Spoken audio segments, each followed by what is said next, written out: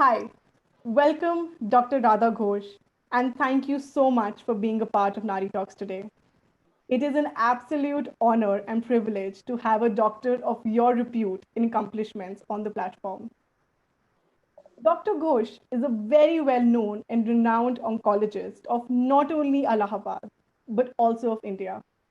She's presently she's presently working as a senior consultant oncologist in the Department of Radiation Oncology at the Kampla Nehru Memorial Hospital, Allahabad.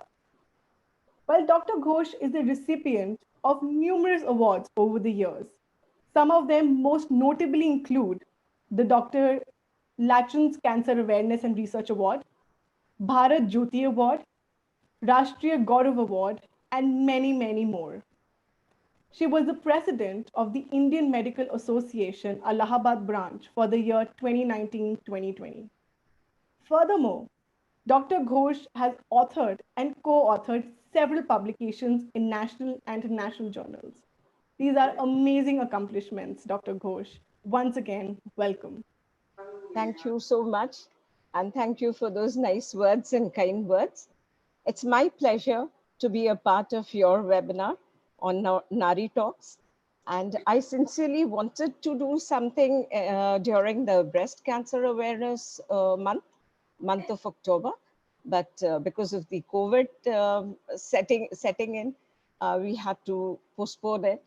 So thank you so much for, yes, inviting me over for this meeting.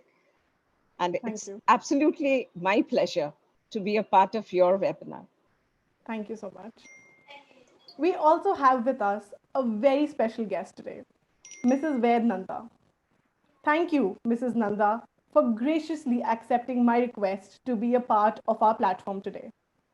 Your journey with breast cancer is an inspiration to many women. Mrs. Nanda is a breast cancer survivor and a very famous and active social activist. She runs various fundraising campaigns to help different underprivileged and underdeserved segments of our society. You are truly an inspiration, Mrs. Nanda, and thank you so much. Welcome. So, the topic we've chosen today for our webinar Nari Talks, breast cancer awareness, is an extremely important and poignant one. Breast cancer is the most common cancer in women worldwide, affecting 1 in 8 women. If we talk about the Indian scenario, breast cancer accounts for 14% of cancer in women. However, this is not the most disturbing part. It is actually the fact that one woman gets diagnosed with breast cancer every 4 minutes, and one woman dies of breast cancer in every 13 minutes.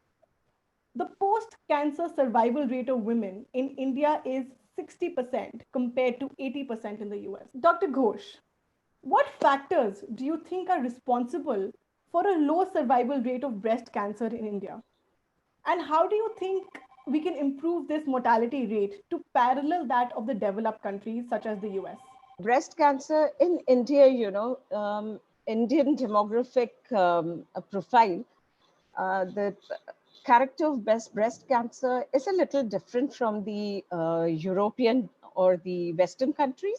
So it behaves in a little different fashion. It's more aggressive. Okay. I will discuss that subsequently in our talk.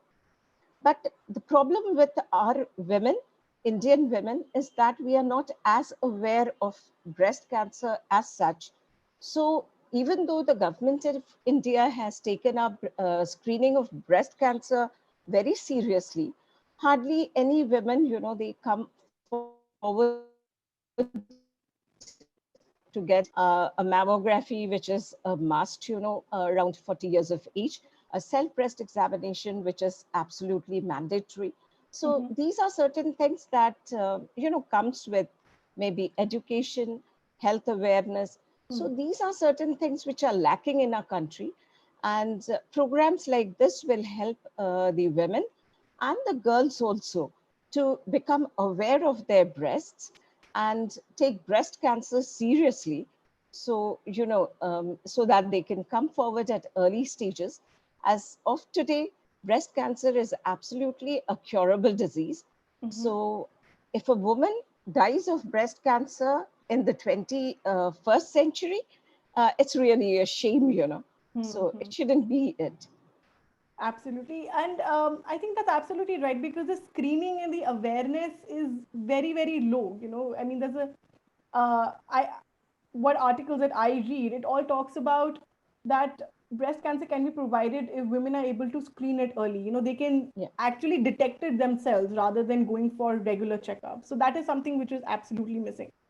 And another very important point that you discussed briefly was that how breast cancer is different in India than other countries like Europe, US.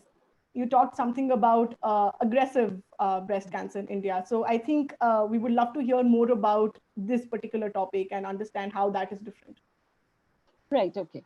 So, breast cancer is one of the cancers which has been studied very extensively.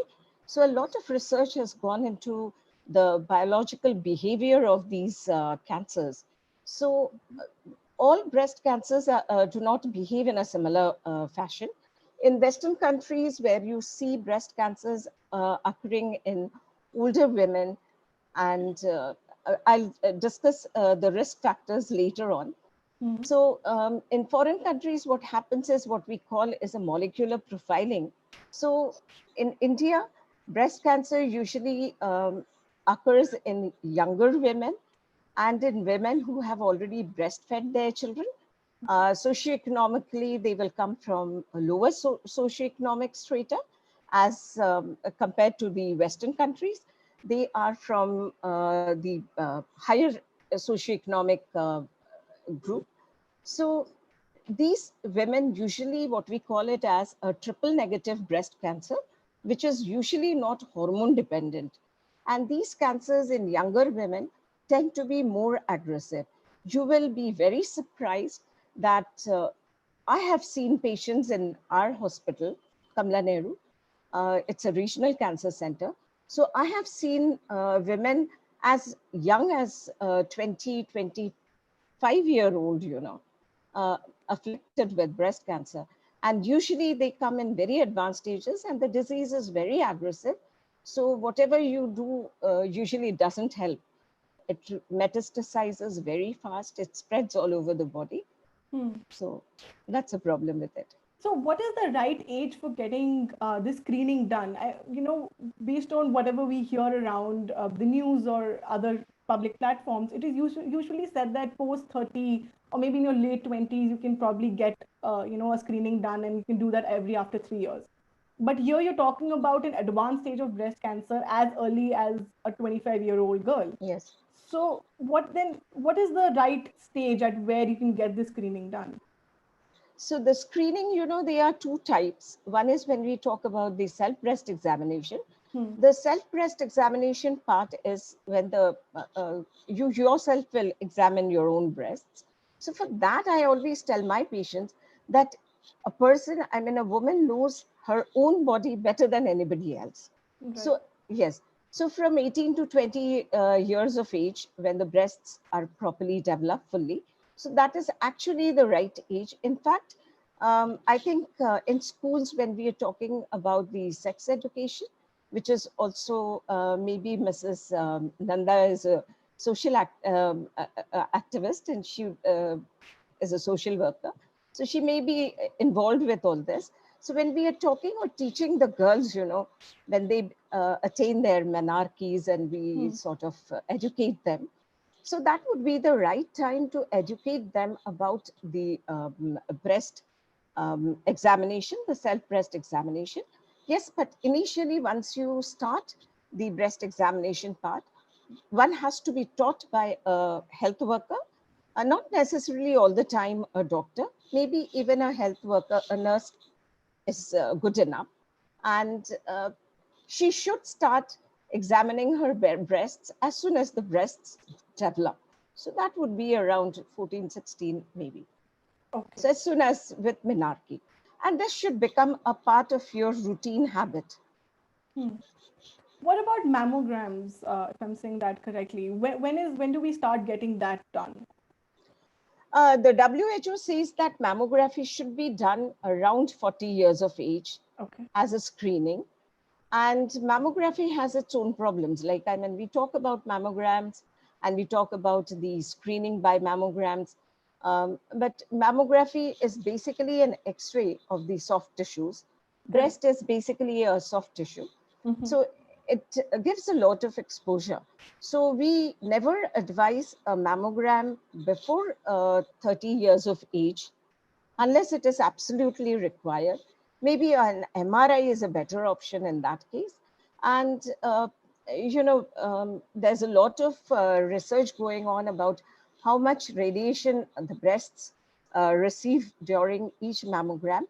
So for patients of breast cancer, after we do a breast conservative surgery or a treatment, we need to do a follow-up mammogram yearly. So it gives a lot of, yes, X-ray exposures. So there's something called a laser mammography, which is coming up now. In US, it is now slowly replacing the X-ray mammograms. So in India, it's still not available. It's a little expensive. So I think eventually mammograms will be replaced by laser mammograms. And then maybe we will see more of screening, maybe at early ages as well. Okay, that's good. Um, Talking something about the risk factors associated with breast cancer. So, what are some of those risk factors that we can associate with breast cancer, and how do you think we can mitigate or reduce these risk factors in order to reduce the likelihood of contracting breast cancer? Right. So there are a lot of risk factors which are identified. So here, before I start on the risk factors, let me tell you that our bodies, like they are made of cells. And what is cancer basically? So the cells in our body, they have a particular lifespan. So lifespan of each cell is different. So we say the shortest lifespan will be of the mucosa of the gut, that is the intestine, which is almost 24 hours. So it sheds in once in every 24 hours. And these are replaced by cells again of our body. So this process goes on. Whenever this process goes haywire, so then, there are cells which are, accumulating in the body, and they don't attain maturity, enough maturity to replace the cells that have died. So that is when you have a tumor or a cancer. So our body, this happens in a very regulated fashion. So our body has certain genes. Now everything boils down to genes, as we understand as of today. So there are certain tumor suppressor genes in our body, which suppresses this tumor formation.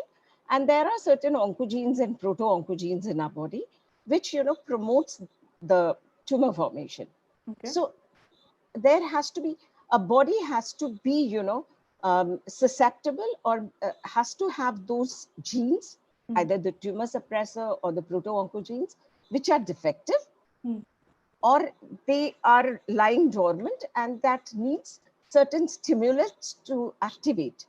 So the tumor suppressor gene has to be deactivated, and the proto-oncogene or the oncogene has to be activated. So what actually activates this is called a carcinogen, and this is what we call the risk factor. So yes, so that's why I wanted to add this up before we discuss the risk factors.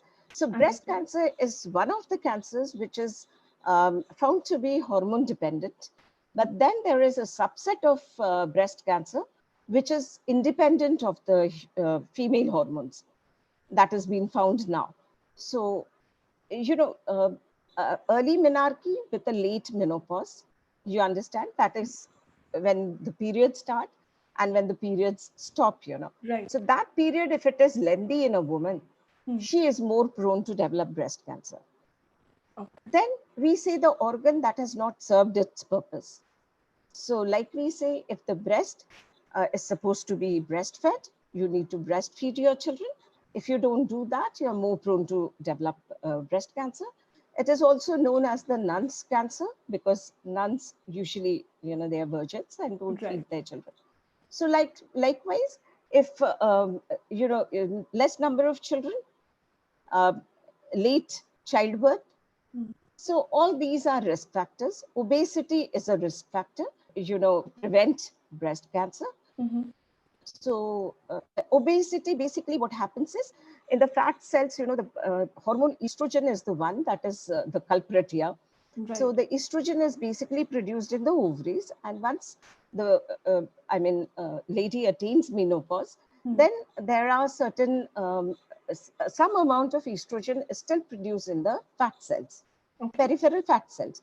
So the more fat a lady is, the more chances of having estrogen production there. So Right. which may cause, yes. So check on the weight, obesity.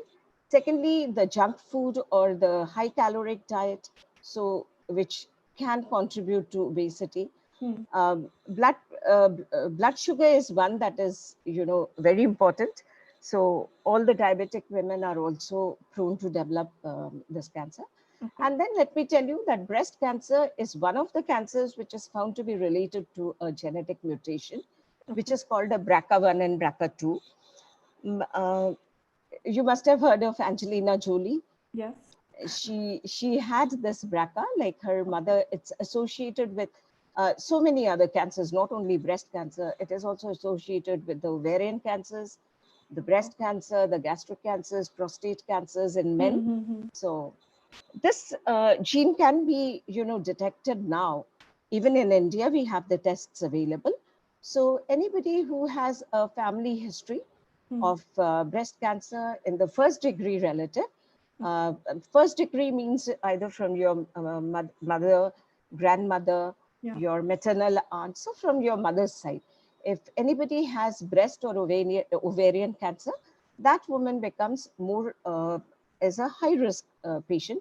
So in that high risk patient, we would like to do a mammogram and all that maybe earlier. Okay. So even maybe do a MRI. So a mammography is not very, it doesn't give you very good information if the breast is dense, that is in younger patients, if the breast is large. So in that case, it is better to get a MRI done. But MRI facility may not be available everywhere. Right. But in that case, these high risk patients will have to be screened earlier than the normal Fair enough. population. And then if there is definitely a history of, breast and ovarian cancer in the family, so it is nowadays easier to get a BRCA done, get the check blood. You take the examples for BRCA1 and BRCA2. If those genes are mutated, found to be positive, then the only known treatment is get bilateral mastectomy, that is get removed your breasts as well as the ovaries, Okay. Okay. bilateral ovaries. Yes. Understood. And It's a difficult situation, yeah. especially if a lady has not completed the family, but then that is all the treatment is. And that is what Angelina Jolie did. She got a Understood. bilateral mastectomy, followed by a plastic surgery, that is reconstruction of the breasts. And the ovaries were also removed. Got it. But that in no way hampers a woman from starting a family. If she has to undergo this surgery before she even starts a family. But apart from breastfeeding, which is something that can be hampered, I don't think it really hampers her bodily It doesn't. processes. Yes, because whenever we advise these sort of surgeries, we always advise, if the lady is wanting, the patient wants to continue her family. So we advise nowadays for ovaries, preservation of the ovaries. Okay. We do a cryopreservation of the ovaries. Then you can have a surrogate this thing and pregnancy. And Understood. so nowadays, that's really not a problem at all. Yeah, that's true. Yes. That's true. So for any cancer treatment which might hamper with fertility, so that is one of the things we always advise. Understood. Yes. So breast cancer, we've just realized that affects people in different ways, and everyone has a different way of coping up with it.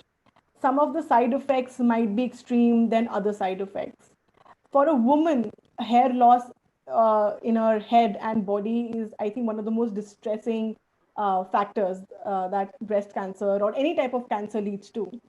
So, when you're counseling your patients or when you're dealing with your patients, how do you sort of help them emotionally or physically cope up with these side effects?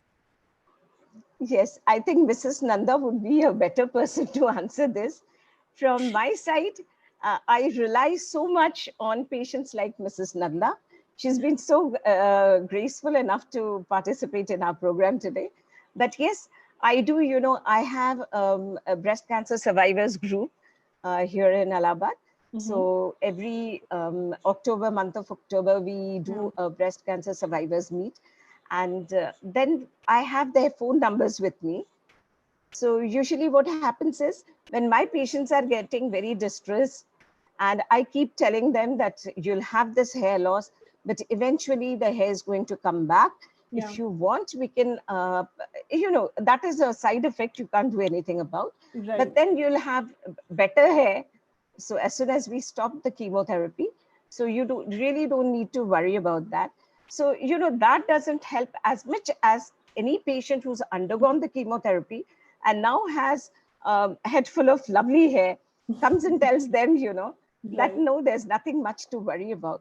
So that really helps. So I have, a group of, what to say, helpers, or they are the social workers who are helping me in this. So Okay. I always ask my patients that you really don't have to believe my words for it. I'm giving you a telephone number.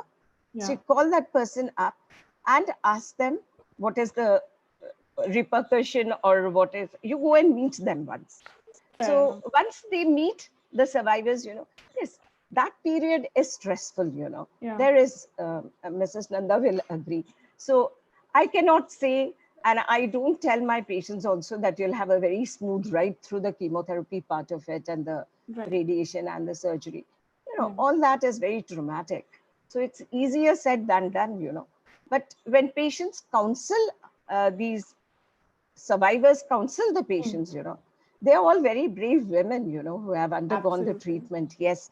So Absolutely. when they really tell these patients that, see, I've gone through it and I'm a living proof of it. Yeah. So that helps. So I don't do as much counseling as the survivors do. Fair enough. That makes absolutely a lot of sense. And I think now, Mrs. Nanda, I would like to invite you to please talk a little bit about your journey with breast cancer and the coping mechanism that you followed in dealing with different aspects of your life. Okay I मैं हिंदी में बोलूँगी, ठीक है? हाँ जी, हाँ जी, तो बिल्कुल। ऐसा कि जब मुझे ब्रेस्ट कैंसर हुआ वो था दिसंबर 2004, परंतु मैं इसके लिए पहले ही तैयार थी।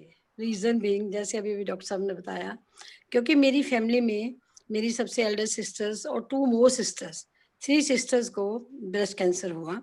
तो क्योंकि आई एम यंगेस्ट, तो मेरे ब्रेस्ट कैंसर होने के चांसेस बहुत ज़्यादा थे। तो जब मुझे ब्रेस्ट कैंसर हुआ तो लोग ब्रेस्ट कैंसर से डरते हैं, तो मैंने इसको बहुत ही, और मैं बिल्कुल सच बता रही हूँ कि मैंने बोल्डली लिया, जबकि मेरी फैमिली तो बहुत घबराई, पर मैं नहीं घबराई। इसलिए क्योंकि मेरी ग्रैंड डॉटर को 5 साल की ग्रैंड डॉटर को ब्लड कैंसर हुआ।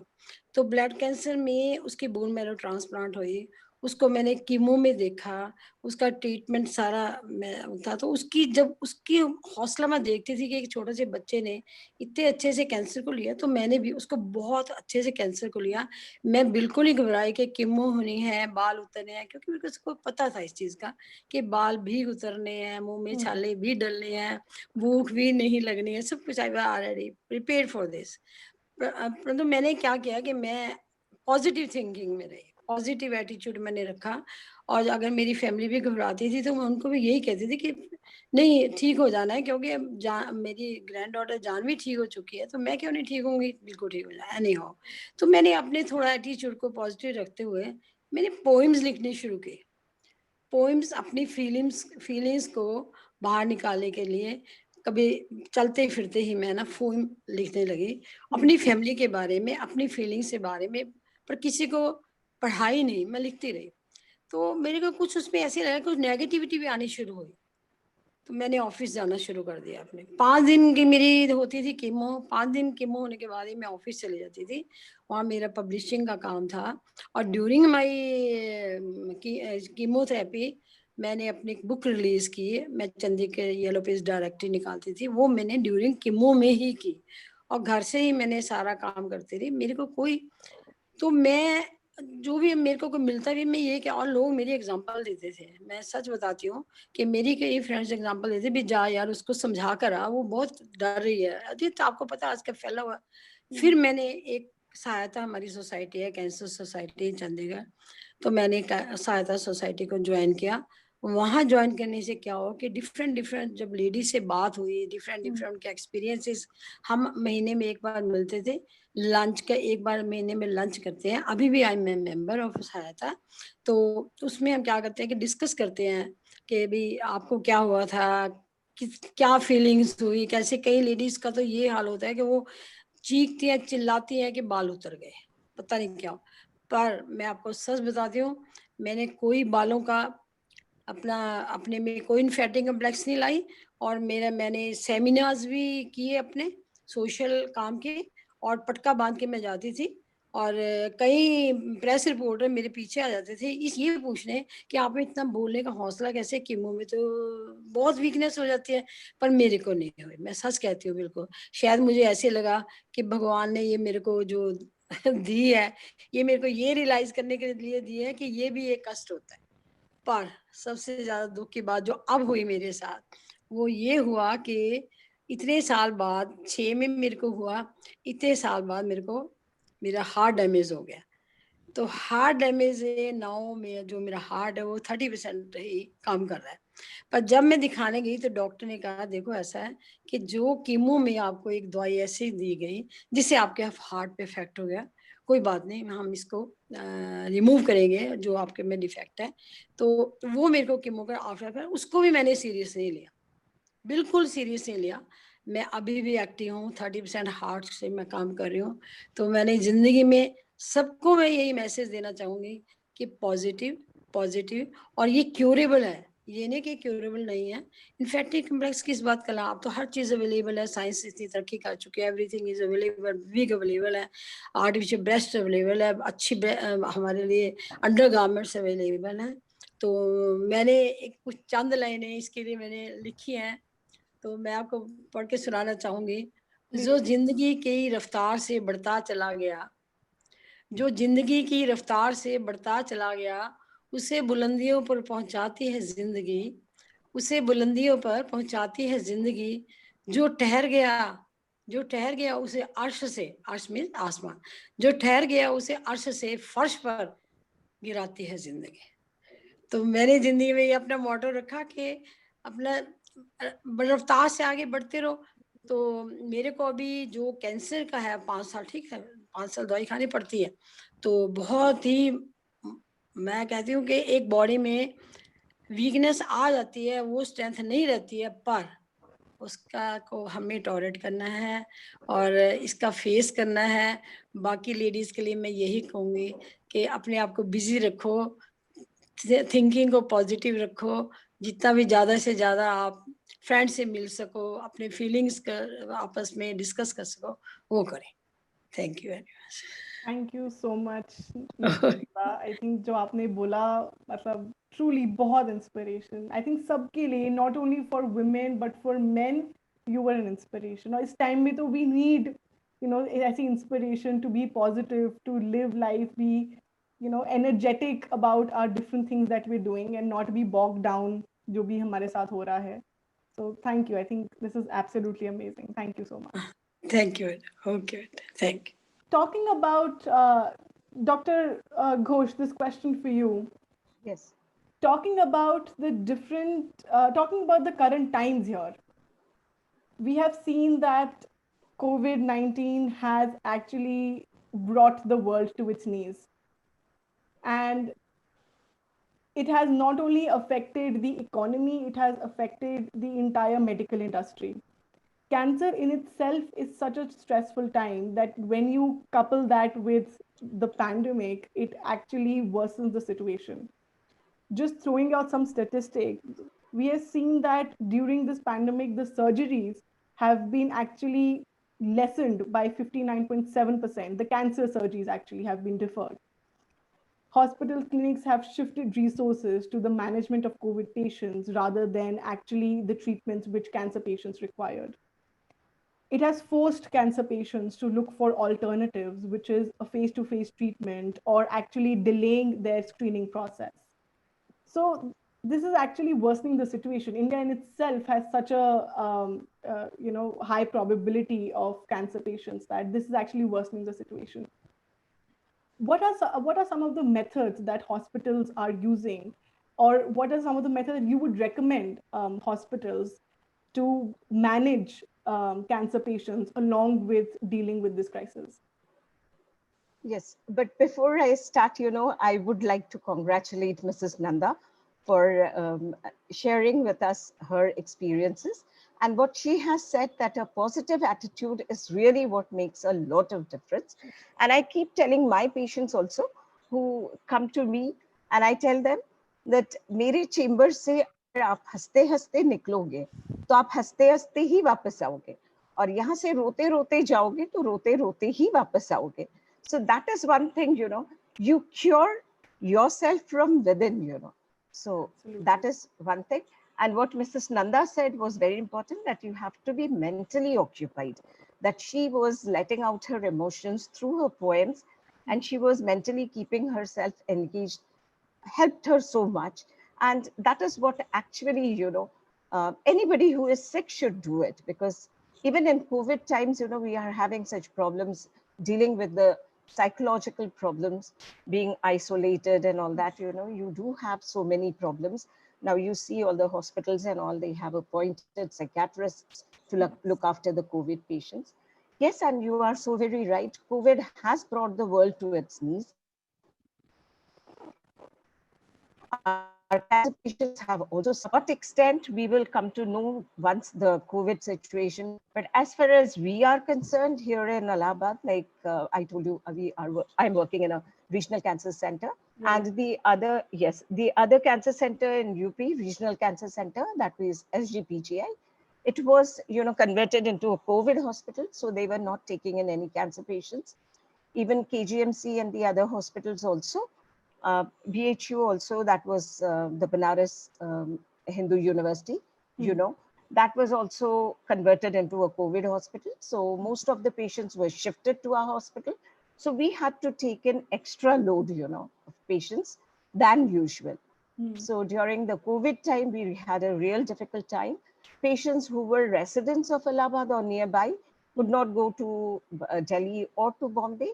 They again got shifted here for their radiation. So we did, curtail the number of patients. We did formulate our own policies, departmental guidelines, how to deal with cancer patients. So surgeries, as you rightly said, had to be postponed. A couple of times our OTs, had to be closed down because some patient turned positive and it had to be sanitized. So routine surgeries were deferred. We were treating more patients with chemotherapy. And out of the chemotherapies also, we were mostly relying on the breast cancer, I told you, is hormone positive. So some cancers are. So those patients who could be given hormones were shifted on, transferred on to the hormone therapies. Those where chemotherapies had to be given, some chemotherapies are given weekly, that had to be, rescheduled to 3 weekly ones. And then our guideline was to get I think it is the guideline everywhere, that before we start chemotherapy or radiotherapy, I'm basically a radiation oncologist. So we have to get a baseline COVID testing done. And then every 3 weekly, when the patients are due for their chemotherapies. So we usually did not defer. We tried to reschedule the surgeries maybe. So we started with chemotherapy and rescheduled the surgeries for a later date. But now I think the situation with COVID is such that we have come to understand that we have to live with COVID. Right. So we cannot defer the treatment indefinitely. So that will have a very bad impact on our cancer patients, and especially those cancers which are curable. So there it is absolutely criminal to defer the treatment. So most palliative patients, those who can be given palliative treatment, we are advising them to stay at home. Okay. And we have a palliative care department as well. So we take care of them through attendance and all. But those patients who are curable, they need immediate, so we have to also, sort out the patients. And those who are curable need immediate surgeries. So there we have to do it. Understood. So it's no sense deferring it anymore, because we are almost 6-7 months through COVID. Yes. And yes, so the cases are more or less the similar. So there will be a second surge, third surge, I don't know. With the winter setting in, we are looking for another surge. Yeah. So in Allahabad also, we were getting about 400, 500 patients per day positive COVID. And now we are getting about 100 patients per day. The patients are there. So now our cancer patients, they are coming back post-COVID.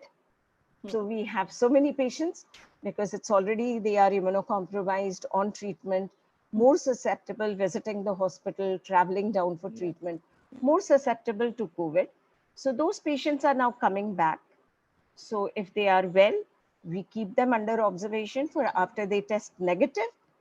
They stay home for 7 days. That is the guideline. Okay. And then when they come back to us, if they have not got their testing done, we test them and we get the chest X-ray and all that, see for the symptoms. If they don't have any problems, post-COVID complications, as we call them, we observe for 2 weeks. I mean, that is what our departmental guideline is. And then we continue with the treatment.